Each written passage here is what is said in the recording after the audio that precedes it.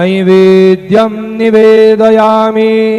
ॐ प्राणाय स्वाहा, ॐ अपानाय स्वाहा, ॐ व्यानाय स्वाहा, ॐ उदानाय स्वाहा, ॐ समानाय स्वाहा, ॐ ब्रह्मणे नमः। नैवेद्यमध्ये पानीयं समर्पयामि, पुनर्नैवेद्यं निवेदयामि।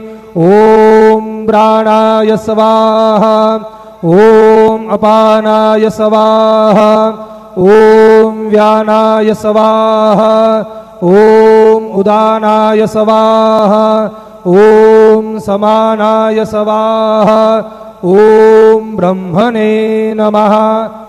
नैवेद्यं निवेदयामि, हस्तप्रक्षालनं समर्पयामि, मुखप्रक्षालनं समर्पयामि।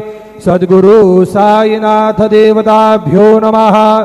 प्रार्थनापूर्वक नमस्कारं करोमि।